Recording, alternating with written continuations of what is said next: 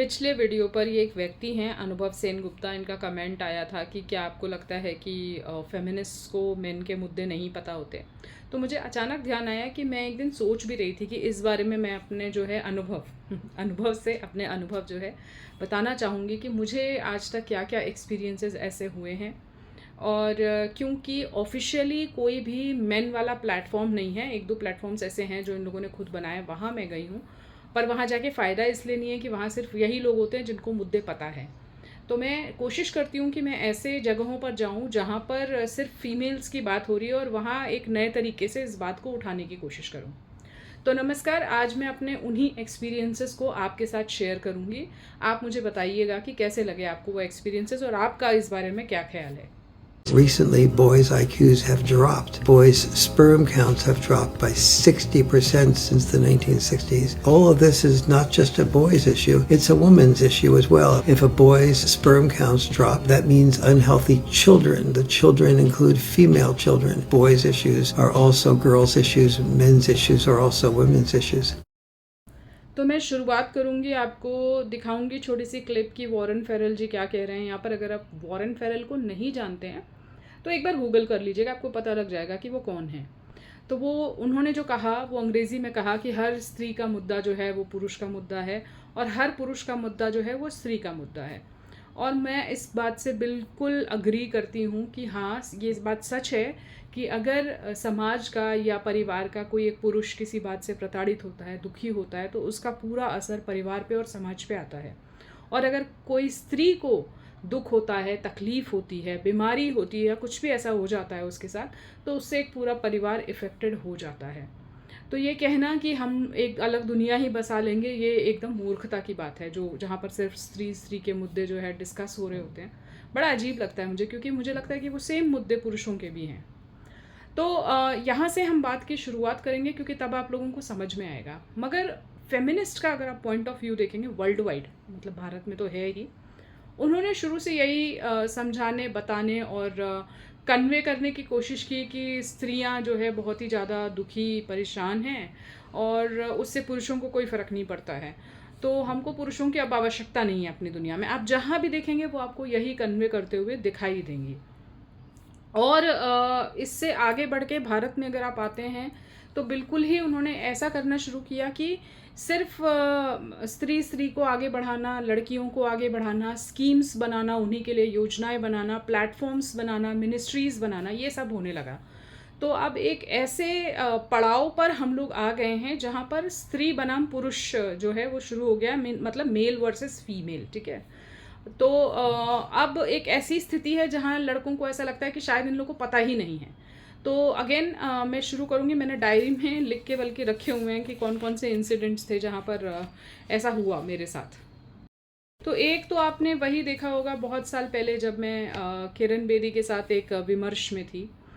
मैं अब किसी विमर्श में इसलिए नहीं जाती कि वहाँ पर जो है बहुत ज़्यादा बहस हो जाती है, ठीक है। बहस से कुछ निकलता नहीं है पॉइंट, तो बहस में मैं पढ़ना नहीं चाहती। जहाँ पर सार्थक एक वार्ता हो रही हो, जहाँ पर एक ऐसा हो कि हाँ मुद्दे हों, फिर उनका सॉल्यूशन निकले और क्या क्या हो सकता है, तब तो अच्छा लगता है बात करते हुए। अब आप कह रही हैं कि नहीं, मतलब इस तरह हुआ ही नहीं कभी, तो फिर ऐसे जगह पर जा कर के कोई फ़ायदा नहीं है। तो मैं बताना चाहूँगी कि इससे पहले जब ये बात होने जा रही थी किरण बेदी जी से, तो ऑफ कैमरा उन्होंने मुझसे बोला कि कई सारे पुरुष आते हैं जिनके साथ ये समस्याएं होती हैं और फिर जो है मैं उनको मदद नहीं कर पाती क्योंकि ऐसा कोई मैकेनिज़्म नहीं है। एंड शी इज़ राइट, मैं मानती हूँ मैकेनिज़्म सच में नहीं है। सिखाया भी नहीं गया है कि अगर आपके सामने पुरुष बैठकर रो रहा है तो उसको कैसे सांत्वना देनी है। उनको समझाने का तरीका एकदम अलग होता है। तो फिर उन्होंने मुझसे मेरा नंबर लिया और बोला कि मैं पास ऑन कर दूँगी। और जैसे ही वो कैमरे पे आई तो उन्होंने एक दूसरा राग अलापना शुरू किया। तो मुझे हंसी भी आई, गुस्सा भी आया, दुख भी लगा कि ये क्या है। और हैरेसमेंट तो ऑफ कैमरा होता ही है, जब बहुत सारी फेमिनिस्ट एक साथ इकट्ठी हैं तो वो आपकी बेइज्जती करने की कोशिश करती हैं। महिलाओं को बहुत बहुत ही अलग तरह से प्रताड़ित करती हैं, जो आपको मतलब आप चीख के बता नहीं पाओगे कि मेरे साथ क्या हो रहा है। ये वही समझ पाएंगी लड़कियां जिनके साथ ये हुआ हो। तो ये तो मेरा एक एक्सपीरियंस था जहाँ पर ये एक बड़की फेमिनिस्ट जो है, ठीक है, वो उस समय जो है दिल्ली की पीएम नहीं, सॉरी, सीएम के रूप में प्रोजेक्ट की जा रही थी, और वो उन्होंने इस तरह से बात की। फिर दूसरा मैं नाम लेना चाहूँगी, रंजना कुमारी से मैं मिली थी। अगेन दूरदर्शन पर ही कोई एक विमर्श था ऐसा ही, संभवतः मैरिटल रेप को लेकर था, क्योंकि तब से चल रहा है 2012 से। तो ये जब मुझे मिली रंजना कुमारी भी, अगर आप नहीं जानते हैं गूगल कर लीजिएगा, बड़ी बिंदी वाली हैं वो, CSR एक चलाती हैं, सेंटर फॉर सोशल रिसर्च, उसमें जो भी वो रिसर्च करती हूँ पता नहीं। तो उन्होंने जैसे ही मैंने बात करनी शुरू की कि मेल सुइसाइड्स जो है वो फीमेल सुइसाइड से बहुत ज़्यादा हैं, तो उन्होंने तुरंत ही मुझे काटा और बोला, हाँ आप तो किसानों की आत्महत्या की बात कर रही हैं। जबकि मैंने बोला किसान बीच में कहाँ से आया, हम किसान की बहस के लिए यहाँ बैठे ही नहीं हुए हैं, तो आप जो कह रही हैं वो एकदम अलग है, मैं जो कह रही हूँ वो एकदम अलग है। तो उन्होंने बात को दबाने की कोशिश की वहाँ पे कि ऐसा कुछ होता ही नहीं है, और बिल्कुल नकार दिया। जबकि आप देखेंगे कि अगर आप पुरुषों से बात करेंगे, कभी मान लीजिए कि कोई पुरुष कॉन्फ्रेंस हो रही है और वहाँ पर आप कहेंगे कि महिलाओं के मुद्दे होते हैं, तो वो कहेंगे हम एग्री करते हैं, होते हैं, या दूसरा हो जाता है वहाँ पे, पुरुष जितने भी हैं वो कहो खड़े भी हो जाएं साथ में आके कि हाँ बताइए आपको क्या तकलीफ़ है। पर ये महिलाएं जहाँ जो ना फेमिनिस्ट एसोसिएशंस हैं और जो भी हैं, वो पूरी तरह से नकार देती हैं कि पुरुषों के कोई मुद्दे हैं ही नहीं, ये तो ऐसे ही रो रहे हैं। और ये आपने अभी देखा होगा जब अतुल सुभाष ने आत्महत्या की तो किस तरह से फेमिनिस्ट के रिएक्शंस आए थे, जबकि आप कभी भी नहीं देखेंगे कि किसी पुरुष ने महिलाओं की हत्या पर या कोई ऐसा कोई रेप कांड हुआ हो तो उस पर कोई इस तरह से रिएक्ट किया हो कि अरे हाँ वो तो थी ही ऐसी, तो उसके साथ ऐसा हुआ। ऐसा बहुत कम होता है, मगर महिलाएं डेफिनेटली नकार देती हैं। अब ये तीसरा इंसिडेंट जो है बहुत रीसेंट वाला है, हाल ही में, लगभग दो साल हुए होंगे मेरे ख्याल से। महिला दिवस का एक कॉरपोरेट में सेलिब्रेशन हो रहा था जहाँ पर मुझे बुलाया गया। मेरी मित्र हैं और मेरे बहुत सारे ऐसे मित्र भी हैं जो बैलेंस सोचती हैं, मतलब महिलाओं के मुद्दे भी और पुरुषों के मुद्दे भी।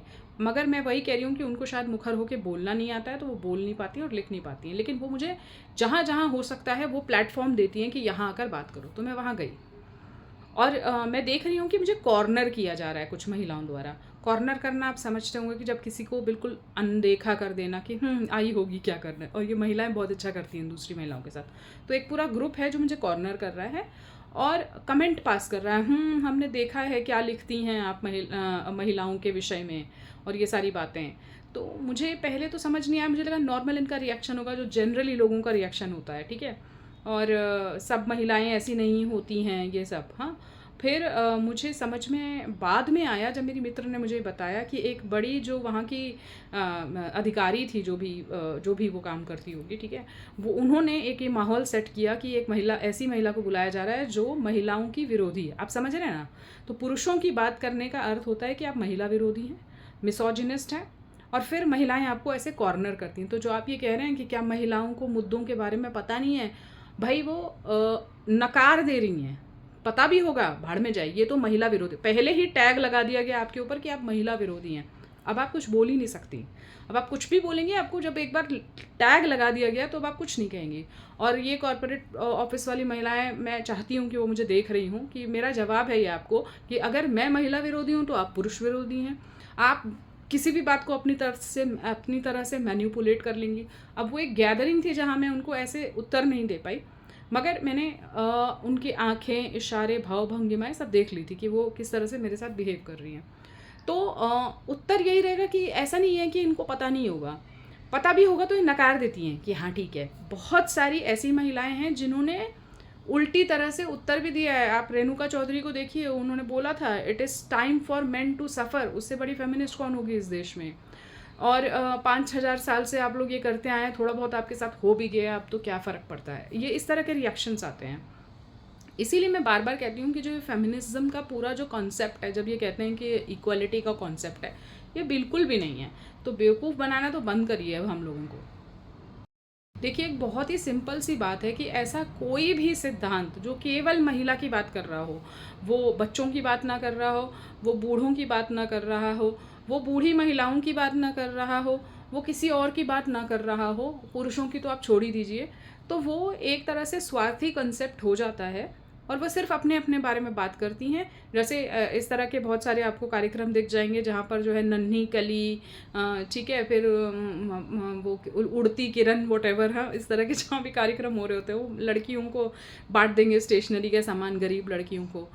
क्यों, गरीब लड़के नहीं होते हैं क्या? उनको स्टेशनरी के सामान की या कपड़ों की या जूतों की ज़रूरत नहीं होती है? तो ये एक पूरा का पूरा कंसेप्ट स्वार्थ से भरा हुआ है।